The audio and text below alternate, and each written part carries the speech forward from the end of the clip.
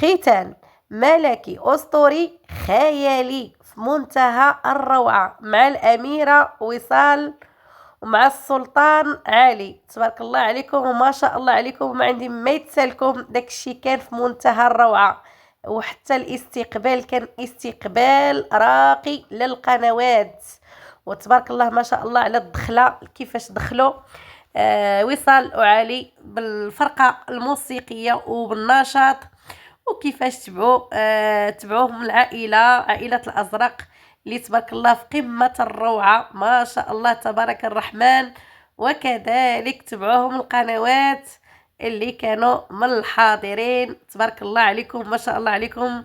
استقبال خيالي ملكي أسطوري. تحية للقنوات اللي كانوا حاضرين ونائبين عنا، وتحية كبيرة وخاصة الوصال وعلي. وهنا الخوت العزاز البقبوقة ما قدرتش تصبر، خرجت كتكلاشي مرة تانية، خرجت كتكلاشي يعني في الفيديو ديالها. بعض الاخوات كتبوها لي في التعليقات، ولكن سمحوا لي بزاف الخواتات ما دخلتش عندها نتفرج لها باش ما نطلع لهاش المشاهده، لان مسكينه طاحت لها المشاهده كتعاني. ولهذا نحن مقاطعون عن قناة البقبوقة. المهم الخوت العزاز، الناس خارجة صاعرة صاعرة كتاكل في جنابها. والله ما بغيت انا يعني نهرس هاد الفرحة اللي راني عايشة مع علي وصال، وما بغيتش نعمر راسي بكلام البقبوقة والكلاشات ونخسر المزاج للمتابعين ديال علي وصال عفوا والمتابعين اللي كيتابعوني حتى انا. بغيت نشارك معاهم الفرحة فقط والطاقة الإيجابية. المهم نعطي التحية ونكمل الفيديو، لأن بزاف ما يتقال بخصوص هذا الحفل هذا الراقي ورائع بمعنى الكلمة، وخا قيل والقال. المهم بقبوقة وصحاباتها المسمومات يعني هاجمين هجوم كبير على الماكلة وعلى فلان وعلى مريم وعلى زيد وزيد، كاين غير الدق والتشرشيم. المهم تحيه لكم كبيره، كنتمنى انكم تكونوا بخير وعلى خير، ولقاكم هذا الفيديو في تمام الصحه والعافيه. الخوت العزاز لي لايك ديالكم وتعليقاتكم، ولا لا يخطيكم يا احلى واغلى متابعين، وشكرا لكم على المسانده والدعم ديالكم والتشجيعات. الناس شوفوا اخوتي العزاز، انا عندي 31 تبارك الله في لي زابوني، وحقيقيا والله ما شارياهم، ولكن الخوت العزاز راه يعني الاشعار ديال القناه ما كيوصل لكمش بكثره السينيال، لان ملي كنبدا نهضر وننتقد وكنتقد بالضبط البقبوقه، فهما ما كيعجبوش الحال كيسينياليو القناه وما كيبقاش يوصل للناس الاشعار. فلهذا كنقول لكم الله يرحم الوالدين، حيدوا الابوني وعاودوا رجعوها باش يوصلكم الاشعار.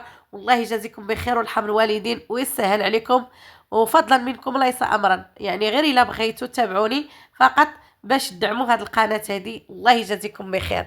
المهم الخوت العزاز، كيف ما شفتوا الحفله بدات والبقبوقات سعرات والكلاشات فيهم بدات، ولكن والله ما مسانيين لك ندخلوا نتفرجوا لك يا ودي البقبوقه. حنا عايشين هاد الساعه هادي، ما بغيناش نهرسوا المتعه ديالنا بهاد الفيديوهات ونكبروا الشان البوجعران ونكبروا الشان اللي ما عنده شان، ونطلعوا لك المشاهده. نحن مقاطعون يا بقبوقه وما مساليين لكش دابا. احنا دابا مع الحفله، اراك للنشاط، اراك للتكبيرات، اراك للباسي، اراك للهمه والشان. المهم الخوت العزاز، شفنا مريم اليوم في الفيديو ديال عمامتها، قالت يعني هذه غير اللبسه الاولى ومازال القادم صادم، مازال اللباسي اخرين ومازال خرجت اخرين ومازال تكبيرات اخرين، يعني داك الشيء غادي يكون في المستوى، غادي يشاركوه معنا دقه بدقه. هنا خرجوا البقبوقات صاعرين عفوا صاعرين على مريم، وديو كينتقدوها وكيعطيوها للراس، وخا راه مريم باقا بنت، باقا تبارك الله عاد صغيره، عاد تعيش الطفوله ديالها. مازال الانسان منين شوفوا البنت منين ما كتوصلش 18 سنه ولا الولد فكيبقى طفل. يعني حنا ضد الضرب في الاعراض في الاطفال، ولكن الخوت العزاز هما مصرين على انه دائما يبقاو يضربوا في بنات وصال وعلي، دائما خصهم يضربوا في الاعراض ديالهم، دائما خصهم يعيبوا عليهم. قال لك سيدي كطير من المقله ديك البنت، كطير كطير كطير من المقله كثر من امها. ما عليناش البقبوقات، يعني شفنا حتى حنا بنت يعني كتهضروا على الماكياج، تهضروا على اللباس، وحتى بنت البقبوقه راه كدير المكياج وحتى هي راه كتحط في الانستغرام وحتى هي راه كطير وحتى هي كيقول لك واحد المثل دوز على الواد الهرهورين دازش على واد السكوت. هذاك بنادم اللي كيكون ساكت ديما الانسان يدير منه اتانسيون الخوت العزاز. المهم كان الفرق الموسيقيه كانوا راقيين ورائعين، كانت اللمه العائليه وكان الجهه يعني داك الشيء بالتنظيم.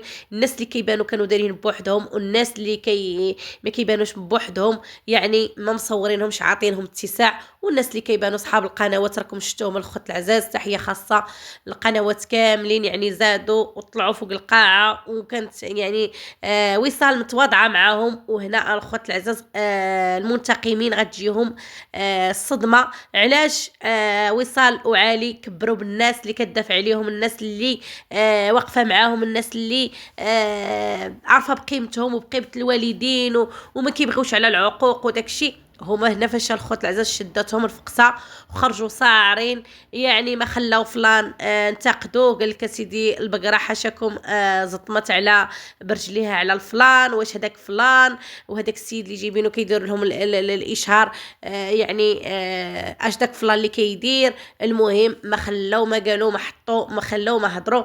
ولكن غنقول لكم القافله تسير والكلاب تنبح. اللي ما وصلش للعنب كيقول عليه حامض، يعني ما وصلت والبقبوقه ما غتوصلش وصال. واش غير اجي ودير المحتوى خصو الفلوس، وخصو بنادم ما يكونش مزقرام، وخص بنادم قداش كيدخل قداش يخسر، يعني واحد المبلغ اللي غادي يخليه يخسر على القناه ويصرف على القناه ويخدم على المحتوى بالافكار ديال وصال. خدمت الافكار ديالها وخدمت الدماغ ديالها، لا هي ولا علي كانوا مسؤولين، وكانوا تبارك الله ما شاء الله يعني كل شيء ردوا له البال، كل شيء عرضوه. يعني كانت ماشي نقولوا غير قاعه، ولا كان حفل اسطوري ملكي خيالي، كان استقبال راقي ورائع لا للقنوات ولا حتى العائله ديال الازرق. الدراري وكذلك تبارك الله عليهم ما شاء الله عليهم، ما عندي ما يتسالهم. جاو شي قنوات اخرين عاوتان اللي هما ماشي كاع مع الانتقاد، يعني من غير الانتقاد يعني كبروا بهم. وكاع الناس كما قال علي اللي معروض راه جا، واللي ما معروضش وجا غير مع ناسو راه حتى هو استقبلوه حتى هو ضيفوه. لان احنا كنعرفوا على عائله الازرق بالتكبيره، ويعني ناس ديال الكبرى، ناس ديال الهمه والشان، وخصوصا علي وصال الخوت العزاز بكل صراحه تبارك الله عليهم مرضيين ويعني ومهديين، وربي ما خيبهمش، عطاهم فيض عليهم الخير وفيض عليهم الرزق تبارك الله ما شاء الله عليهم. اللهم زيد وبارك. اللبسه ديال الوصال كانت راقيه، وداك اللوين الصراحه جاك فن، وجيتي بحال شي سبحان الله العظيم، جيتي بحال شي داك تواركه، داك اللباس اللي كيلبسوا تواركه، جيتي فنه يعني عطيتي واحد اللمسه اخرى جديده. يعني باش كتعجبني وصل اللبسه اللي بانت بها ما كتعاودش تولي تكررها. وهنا قلنا البقبوقه ديك الليله اللي كانت عندها كبيره اللي لبست فيها تكشيطه انها الليله كامله، وديك التكشيطه غير تعطات ليها يعني غير ديال الناس ماشي حتى ديالها. هنا وصال غادي تجيو النقافه تقول هادشي كله اشاره. المهم لبست، ومهم خسرت على راسها، دارت برزه يعني. وهنا راه كان مهرجان الا لاحظتوا، راه ماشي غير اختانه عاديه. واش نقولوا له عرس، واش نقولوا له ختانه، واش نقولوا له مهرجان، واش نقولوا. المهم انا جاني بحال الشكل ديال المهرجان تبارك الله ما شاء الله عليهم. اللهم زد وبارك في ذلك. الله يكمل بالخير على محمد علي والكتكوت ديالنا محمد علي. شفنا في اجمل حله مع مريم يعني الصراحه كانوا راقيين ورائعين. مريم لبست وفرحت وسكسفت على الحاله حتى هي طلعت فنه. مروه وكذلك جات في اشمل حله بالخضر نعم لاله تبارك الله عليكم ما شاء الله عليكم كاملين. الله يبعد عليكم شر الخلق. وكذلك عزيزه، وكذلك فاطمه الزهراء مرت المرحوم، نجاة تبارك الله اللي كانت بالغوز، يعني كاع يعني سعاد وكذلك هي كانت في اجمل حله تبارك الله عليكم. ما عندي ما يتسالكم وموت يا العدو. ايوا يا البقيبيقه، واش تنسي هاد الليله ولا ما تنسيش؟ لان القادم صادم، ما تقدريش توصلي الوصال، والله ما تقدري توصليها. بردي على قلبك وركزي مزيان وشوفي اش غديري لراسك. جيبي شي بصله ملي تكوني تفرجي حطيها حداك باش ملي تسخفي تشمي البصله تواقدي شويه. ايه اما الكلاشات اللي دوزتي والله ما غاديش اختي نشوف دابا. سمحي لي المتابعه ما نحرقش كي قال هذاك الفرحه ديالي وندخل نطلع البقيبيقه المشاهده من بعد ما انها طاحت لها ونزلت لها. ويعني نطلع نتفرج فيها انا باش نطلع على المشاهده لا لا لا حتى الغدا، وعاد نقدر نشوف، ولا الا عطاوني البنات شي مقطع ونشوف داك الكلاش اللي دوزت في داك الفيديو وغادي نجاوبوها. اييه، لكل سؤال وكلاش جواب. عندنا الجواب، ما تخافيش، لان هادشي احنا عاذرينك، هادشي هذا اللي كتشوفي قدامك كتير عليك، وراه عادي جدا انا تجيك الصدمه وتخرجي تبردي على قلبك بهذه الطريقه. المهم الخوت العزاز، بالسلامه عليكم.